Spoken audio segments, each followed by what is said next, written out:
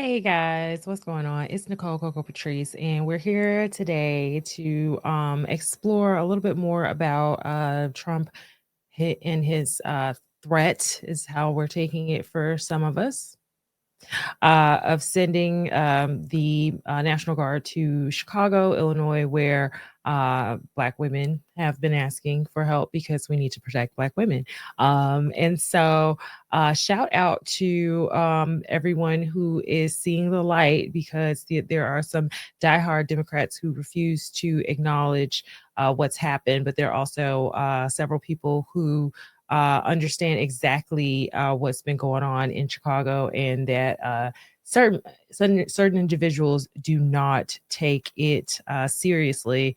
That we are asking for safety and security, because we are in a situation where just crime is rewarded and encouraged in a lot of circumstances, just based on some of the policies. Eileen O'Burke, or O'Neill Burke,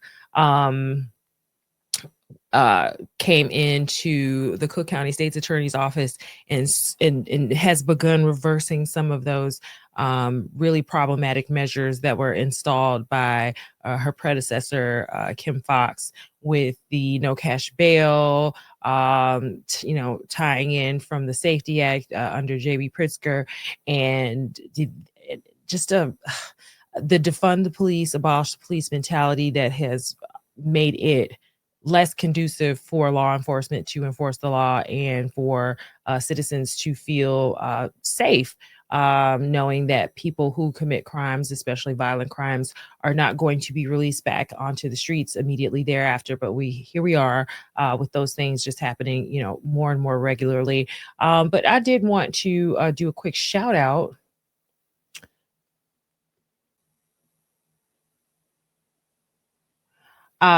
So it looks like um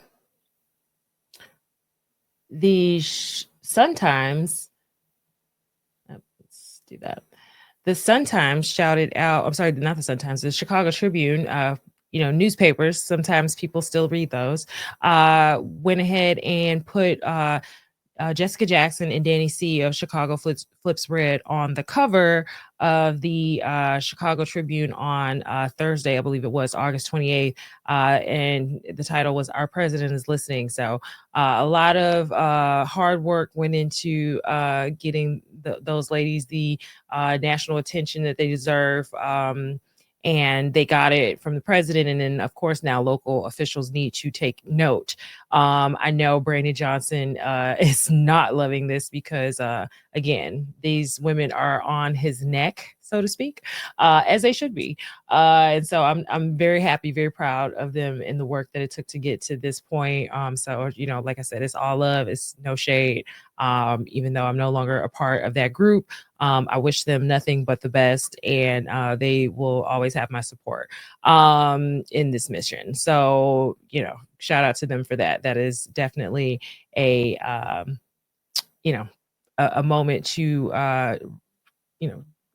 be proud of. So moving on to our mayor, our dear mayor of the city, just enough for the city. Okay.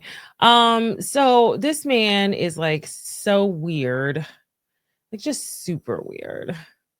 And it's like, yeah, right. Like he's just like a deer in headlights. So there's just been so much. Let's just get to the main one I just saw. I have so many bookmarks. Sorry. It's like I thought I had this stuff ready to go. Well, actually, before we get into that, since I'm looking at this, let's look at some more of the African American women, since we're on Chicago Flips Red, the African American women who are just tired of the nonsense. Okay. So this is a young lady from Chicago on TikTok, and Chicago Ray posted this, and he said, if you don't think Black folks in Chicago don't want the national Trump to send the National Guard, think again. Politicians say crime is down. Now on the South Side, we're tired of dodging bullets. And again, the National Guard is not going to be the fix all or the solution to crime in especially the South and West sides of Chicago. The point is that you are putting pressure on your officials to understand what you're going through and to take action, because, it's chess, not checkers. You know, they don't like Trump. So, you know, people are going to respond, especially if the optics are making them look out of touch. Some of them will. Julia Stratton, she doubled down just recently with pictures of her at the Jazz Fest, saying that there was no crime. You know, of course, we saw JB Pritzker on the lakefront at 6 a.m. Doing his walk on the lakefront with his Illinois State Police detail, I'm sure, and bodyguards, stating that he was safe. Brandon Johnson has 150 plus police detail, and of course, he's going to say things are good. But we know better than that. And this young lady breaks it down. Of course, now you have as only a Chicago woman can. Chicago politicians bragging, talking about, no, the crime is down. The crime is down. Maybe by fucking Whole Foods where you shop, but not in the south side of Chicago, where people are still ducking and dodging bullets and can't even check their goddamn mail. This is what I was saying 2 weeks ago when I said these democratic cities invest in crime. And every liberal in my comment section was like, you said the wrong word. You said it better. You did it better. You said it better. You said it better. They're investing in crime. There's no progress. They want the crime to fucking continue. That's obvious. Talking about you're investing positively in the communities. You're investing in fucking excuses. You have communities like Westside where there's people who are purposely going out asking for help. Trump said the other day, there's a beautiful African-American woman coming to me, asking me like, hey, can you please come help us in Chicago? We need help. Crime is at an all-time high. Please help us. Governor's like, oh, no, we're okay. The mayor's like, don't send help. How dare you? We don't need no help. Let the crime continue. Let the crime continue. The gaslighting is at an all-time high. You are willing to put your community at risk because you hate Trump that fucking bad. No, what's going to happen is he's going to call out your fucking mismanagement. He's going to call out your fucking bullshit. He's going to call out your corruption. That's what he's doing. These democratic cities think this is some type of game. Every time a criminal is in jail, they're like, oh, you're fucking racist. Every time the National Guard comes in to fucking sweep the shit up, oh, that's illegal. Yet and still, you got the community out here, please help us. We need help. We want to live. We're tired of dodging fucking bullets. Trying to bamboozle the public. We know the truth. The communities are speaking for themselves. We couldn't care less what's on the goddamn paper. You democratic cities are trash, and you continuously invest in fucking crime. So can't be mad at that. That young lady spoke nothing but facts because yes, we know you guys invest in crime. We know you guys are continually gaslighting us. And it's just gotten worse since, you know, the whole Trump, you know, since Trump's mentioning the Black women in Chicago asking for help. So yeah, let's see. There's a lot that we need to do here. This is another one. I don't think this guy's from Chicago, but just the point is that Black people are starting to wake up. At least some of us are being more vocal about it. I think we all kind of know these things, but we've been so, you know, this whole misinformation and, you know, polarization and hyper partisanship has made it almost, you know, taboo to speak, you know, facts.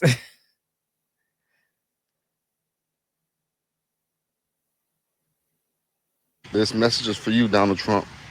Hey, I'm so proud of you, Unc. You going hard, man. Keep going hard for the American people. We appreciate what you're doing.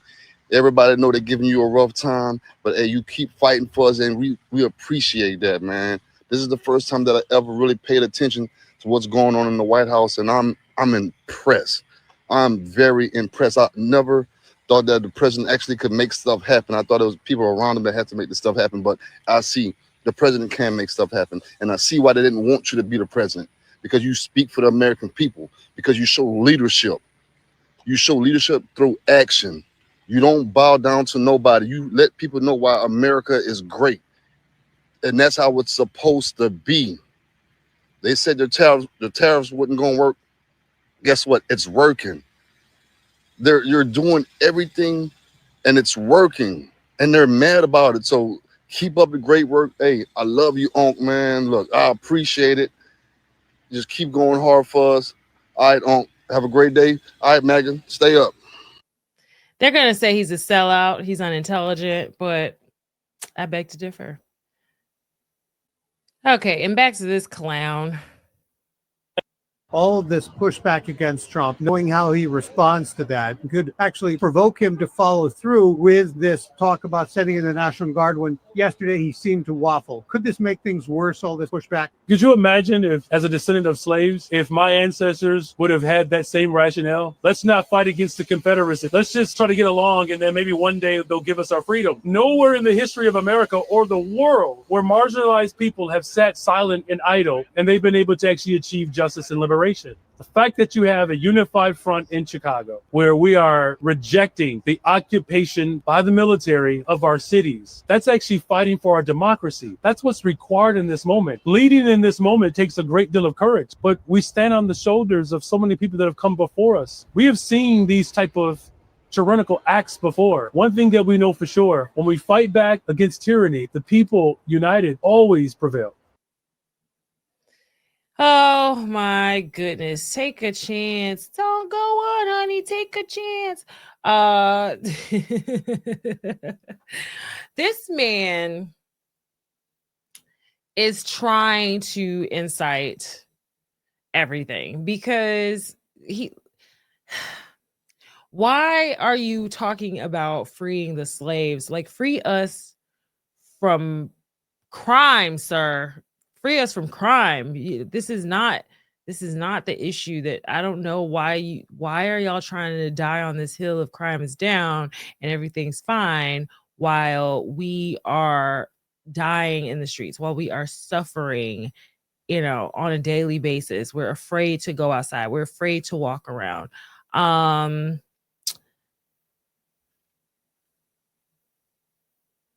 on. This is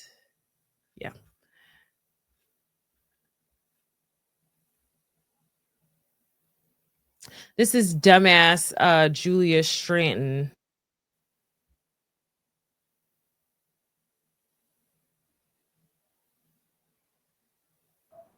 So Donald Trump wants to bring his chaos to Illinois.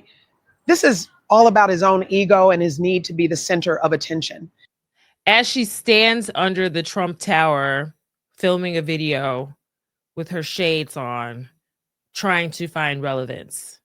In fact, he says that Black women in Chicago are begging him to come help. Well, as a Black woman and a Chicagoan, let me just say this. We don't want you here. So Donald Trump. Girl, keep our name out your mouth, okay? She made a post of her at the Jazz Fest or something trying to say there's no crime here, which people were quick to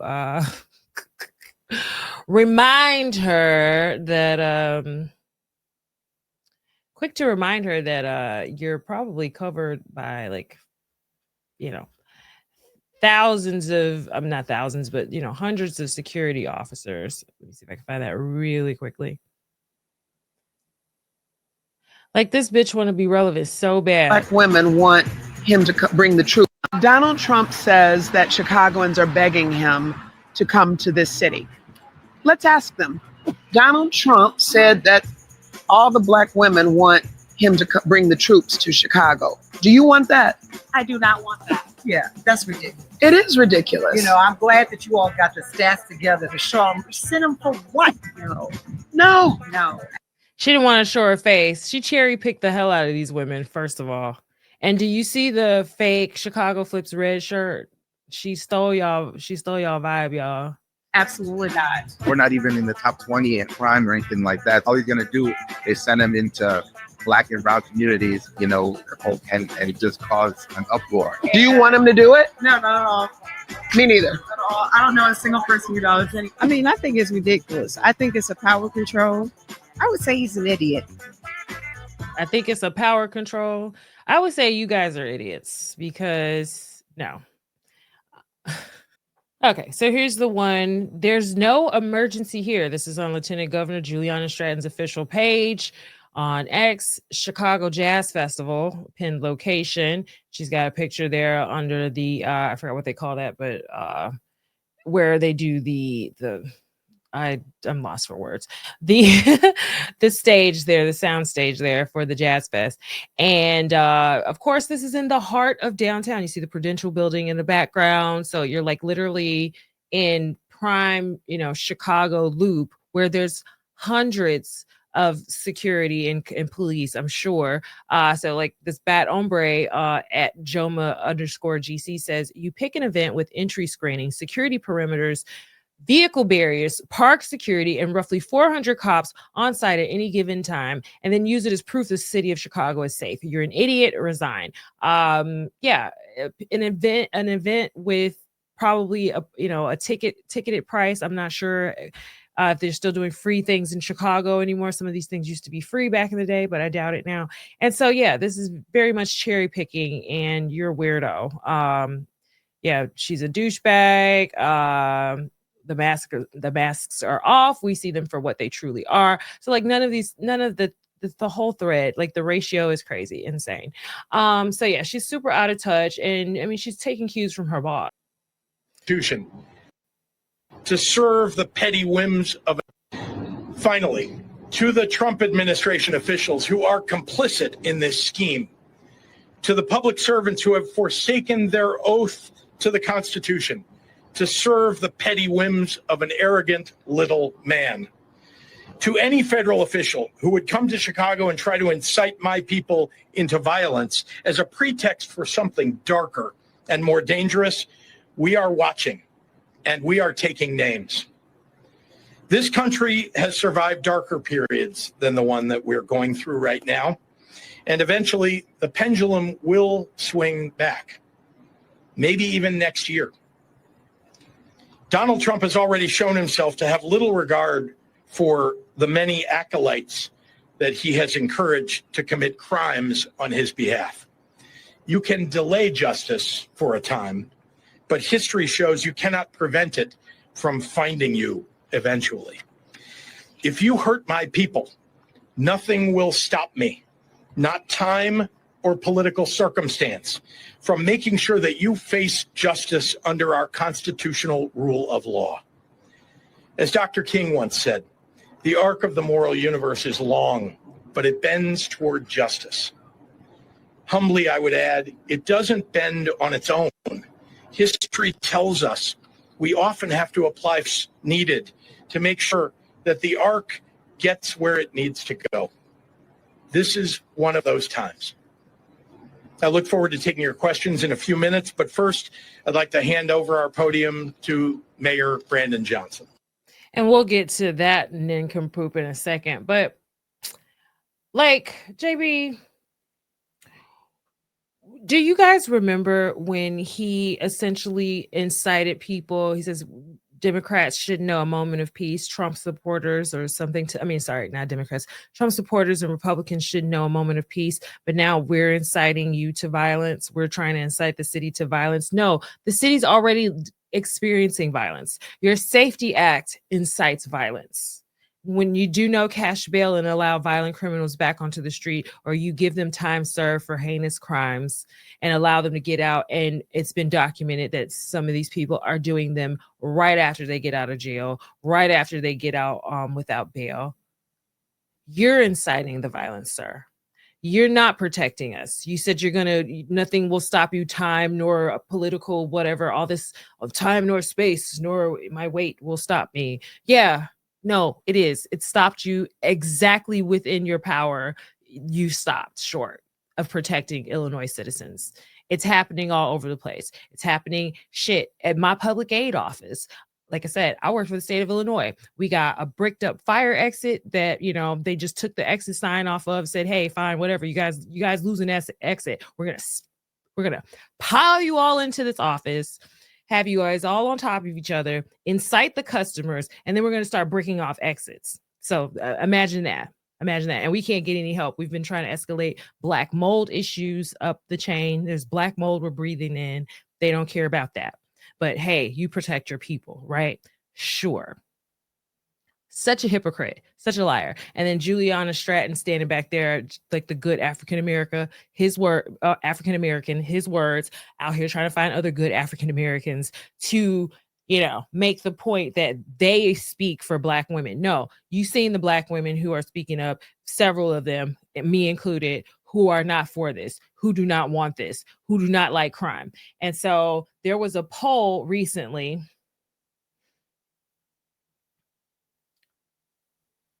Recent polling, M3 of Chicago voters. Do you support Trump sending more ATF agents to Chicago? Hispanics, 63% said yes. 29% said no. Blacks, 52% said yes. 40% said no. Whites, 39% said yes. 53% said no. Of course, if you're in a low crime area, you are not caring about gun violence in your neighborhood. If you're mostly in a white gentrified, white dominant area, right? You're not in proximity to these crimes. These crimes are mostly Black on Black, brown on brown, and they're affecting us disproportionately in Chicago. And like I talked about before, and I'll continue talking about, redlining was invented in Chicago. Hyper-segregation was mastered in Chicago. It is still here to this day. We're probably one of the most segregated places on earth.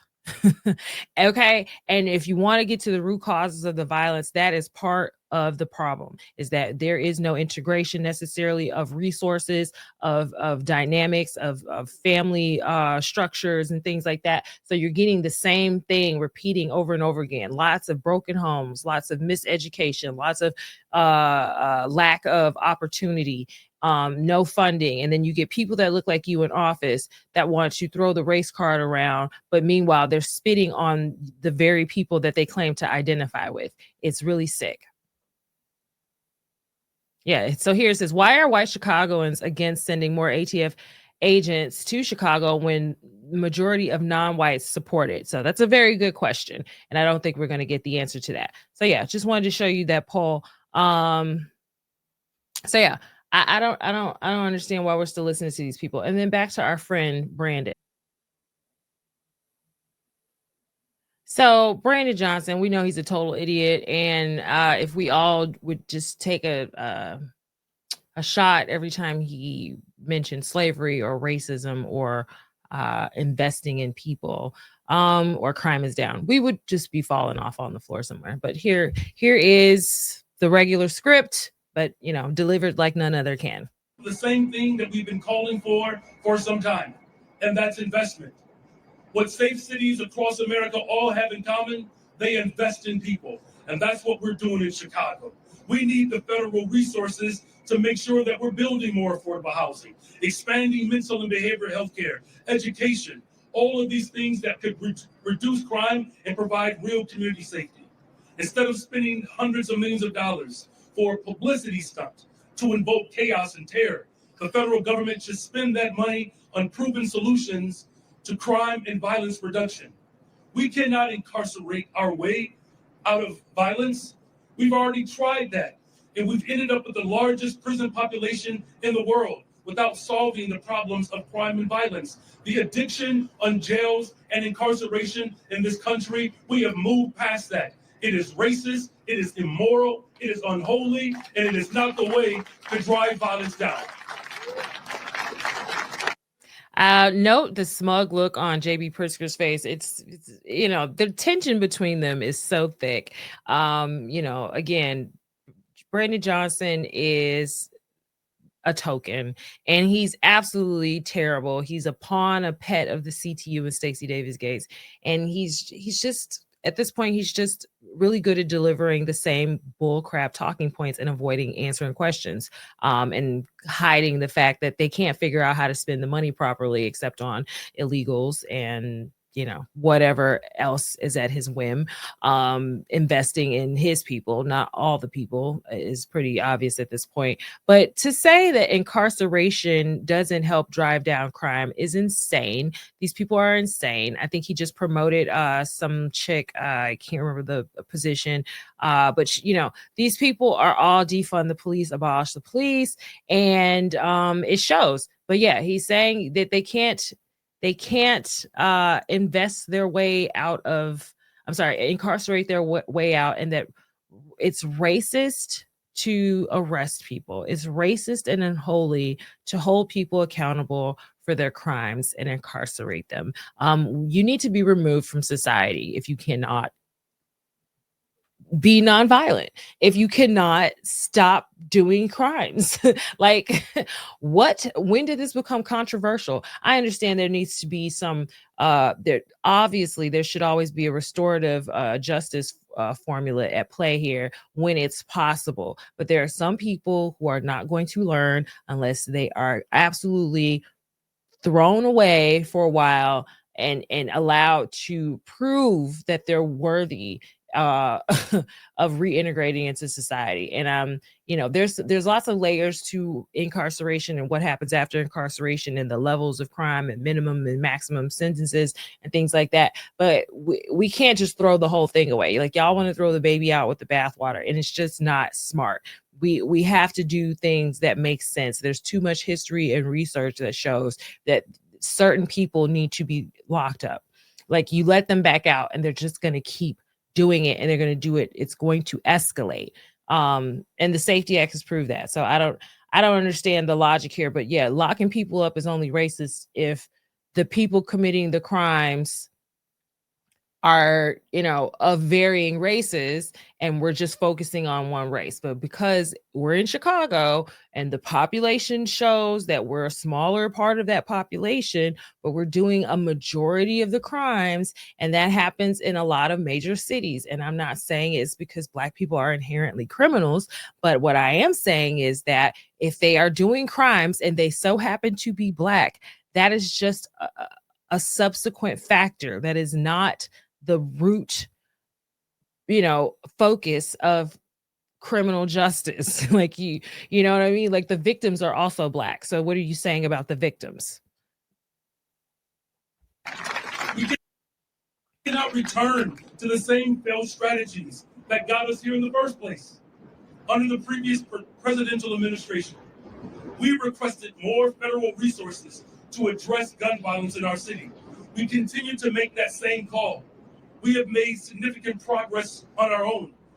But you spent the federal money on illegals. And that's the other point, is that people are like, look, you can say you want the federal government to help you, but A, you keep attacking him instead of having these conversations. And then B, we've seen what you've done with federal dollars. You don't spend them on what they're supposed to be spent on, and you keep trying to figure out how you're going to shovel this money back to CTU or illegals. And we're not going to sit around and wait on that.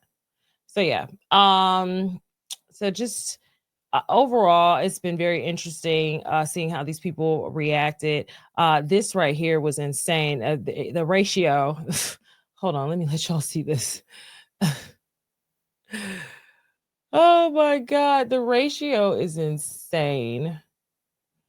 He posted this: we can't incarcerate our way into safer communities. We tried that already. It failed. We need to invest in people to build safer, more affordable cities. And this is on MSNBC. And lots of comments saying, like, why did you even post this? Because do you realize you got owned here? Look at the ratio: 211 likes, 847 comments there. But let's just listen to what got this visceral reaction. 900 people being.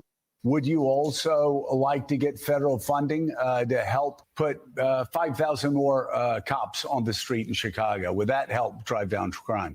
Well, look, policing by itself is not the full strategy. No, I understand that. You've talked about the other things you want, and I said those are good and important programs, but I'm asking also, would 5,000 more police officers on the street in Chicago be helpful to go along with all of those social programs that a lot of cities are engaging in and having success with? Well, look, here's the best way I can put it, Joe, is that in the 90s when I was in high school, we had 3,000 more police officers and we had 900 people being murdered every single year in Chicago. It's just not policing alone. Of course, we want more detectives. I know it's not policing alone, but I know it's not policing alone. You've told me everything else you want. I'm curious, and this does come down to an ideological difference between between people. Do you believe that the streets of Chicago would be safer if there were more uniformed police officers on the streets of Chicago? I believe the city of Chicago and cities across America would be safer if we actually had, affordable housing. Look, okay, I'm not saying that that's not the question I asked. My question is, and I just need a yes or a no. Do you believe the streets of Chicago would be safer if you got all of those other extraordinary programs put back into place, which do have a history of being successful, if that's complemented by having 5,000 more cops on the streets of Chicago? I don't believe that we should narrow it down to just police officers, Joe, is what I'm saying. That is an antiquated approach. I'm saying we not. Mr. Mayor, are you hearing what I'm saying? I'm agreeing with you that all of these other social programs are extraordinarily important. I just need a yes or a no, and then this will be the last time I ask. If you get all of those other social programs that 800 million that New York City does, Los Angeles, other people do with great success, would an additional 5,000 cops on the streets in Chicago help complement those programs to make Chicago safer? Look, we are working hard to make sure that our police department is fully supported. I don't believe that just simply putting out an arbitrary number around police officers is the answer. What I'm saying is policing and affordable housing. It's policing and mental and behavioral health care services. It's policing and youth employment. It's a full package. Of course, we want to make sure that our police department is fully supported. That's why I've invested in our Detectives Bureau, because what we have seen in the city of Chicago, when we solve crime, it acts and serves as a deterrent. It's policing and all of the other efforts that we're doing. Here's the last thing that I'll say to that. The federal government could work stronger to coordinate with my police department to get guns off the streets of Chicago. We've seen these efforts work. Just a couple of weeks ago, the ATF working with my police department, we removed over 150 guns off the streets of Chicago that were trafficked in through Mississippi and Indiana. No one is saying that police officers don't play an incredible role in driving safety. They play an absolute pivotal role in that. But we have asked law enforcement to do too much. Police officers are being asked to be social workers, counselors. What I'm simply saying is, if we're going to build safe and affordable cities across America, the one thing that safe communities all have in common, they invest in people. We have a poverty issue in the city. You hear the audible sigh, like this man is going to keep saying invest in people. Oh my God. I mean, what are you going to do? Welcome to our nightmare, Joe. Welcome to our nightmare. And so some of the comments here, just to give you guys an idea of how people reacted. Are you seriously promoting this interview? This is Jason Proctor for Jason for Illinois. Did you actually watch it? You couldn't answer a simple yes or no question. It doesn't get any easier. Say yes or no, then explain why. Also, affordable housing does not exist due to lack of housing and our out of control property taxes. But then again, your idea of affordable housing is more than $750,000 per unit. 2027 can't come soon enough. Huge ratio there. Gilbert Villegas says, yes, we would take the resources to hire additional police officers along with other resources. Not a hard question to answer. Zoe Lee says, slow ass N-word there. I can't believe you posted this. Yikes. So yeah, this man just looks, said Brandon Johnson is like Obama with a 60 IQ. Yeah, it's very much concerning. Oh boy. I just don't know. Bloody weekends, money going to illegals. We are tired. Okay. But I didn't want to make this too long, just to show you guys. There was also some news of Mayor Bowser in DC backtracking her resistance and admitting that Trump's intervention was helpful. And then Gavin Newsom decided to do his job and did like his little fake Oval Office conference to say that, they're going to deploy more law enforcement from different agencies, state agencies, to combat some of the crime before Trump makes his move. But that's the whole point. I had a few people who wanted to argue about whether or not Trump would be effective, or having the National Guard would be effective, what areas they would be deployed to, what the actual logistics would look like, what they would be enforcing, etc. But the point is that people need to work with the federal government, whether you agree with their political parties or not, and their ideologies or not. Some things we should be able to get around as across the aisle. Crime should be one of them. Of course, we all have our own approaches and what we feel like is actual justice, but victims should be at the forefront of those conversations.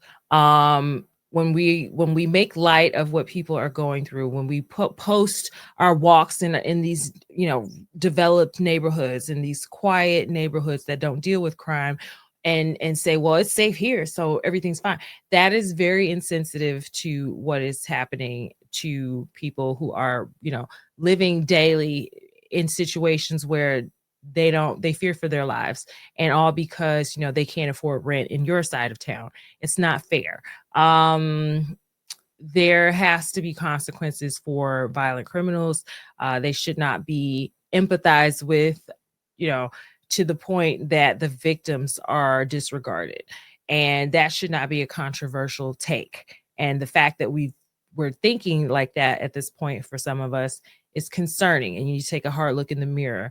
If someone asks you, how can we drive crime down? What can we do about crime? And your answer is, well, crime is down. It's the lowest it's been. It's, that's a very insensitive remark to someone who's just lost their teenager in a drive-by or a robbery or whatever the case may be. Literally, I know people who've lost their children to gun violence, and they still have the audacity to post things like, we don't want to talk about the crime. Crime is down. Forget Trump. He's not trying to do anything. Well, what are you trying to do? Because it sounds like you like the crime because it makes you feel good, because it gives you a grift, because you get to work with that nonprofit and tell the kids everything's going to be okay and get your little check and then go back to your safe neighborhood and feel like you accomplished something. Some of you are really insensitive, to say the least. And you need to look in the mirror.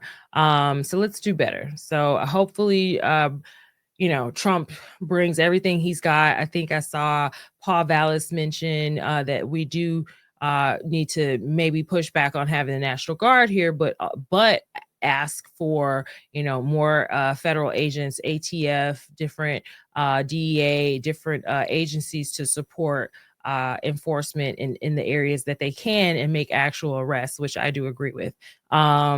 Because there's a lot of crime happening. There's a lot of gun sales and drug sales and things that are going on that most people that are speaking on these issues that Juliana, Stratton may have stopped in the street, they're not aware of what's really happening in these neighborhoods, what is driving a lot of this.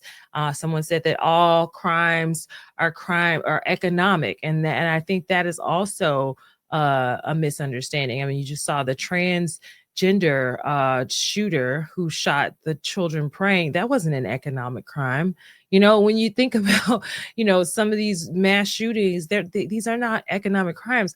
These are crimes of mental health instability or selfishness or egomaniacal, behavior that's being reinforced by our current leadership. So it's kind of hard for me to say, that just throwing money at it is going to solve it. Like, we need a culture shift. We need mentally to shift the way that we think about each other, the way that we think about our citizenship, the way we think about America, and how we respect the Oval Office, how we respect authority figures in what they're trying to do when they're trying to do the right things. Now, when they're not doing the right things, we do have the right to criticize them, and we don't have to necessarily hold back. But we need to make sure the rhetoric is in line with our values, and that we're not pushing insightful, hateful thoughts and making these passionate arguments that younger people or mentally unstable people will hear and take as a call to do something more than what needs to be done, and do things that they can't take back for certain. But that's my take on it. I don't want to get too preachy. I have more that I could have, would have, should have done, but there's so much. It's coming at us so fast, and it's just me. So I'm trying to work on stuff as I can. Like I said, I'm still in school and all of that, at work full time for the state of Illinois. So the Department of Human Sacrifice, man, they're killing us with the mold. I'm hoping that we can get some federal intervention here, because there's obviously no hope on a state level, because these people do not care. But we've had several people, getting sick in our office. We've had several deaths in our office, and I'm just hoping that none of this is the current administration's fault. But I would love for the federal government to come in and do some air quality testing for sure, because I'm not trying to die for a check. I want to be around to enjoy my retirement and to see my children and my grandchildren possibly, and growing up. So that's off the table. So we're gonna go to hell. If we got to take this to hell, that's where we're taking it to. And we'll talk about that more in depth, maybe another time. But yeah, pray for us in Chicago. Pray for us in the state of Illinois. Please, Trump, come and send, send whoever you got. Like, send it all. Just send it all, please, because these people are not serious. They are so unserious, and a lot of the voter base is unserious as well, because again, the emotionality around issues that they see every day, like you saw the poll, some people are just,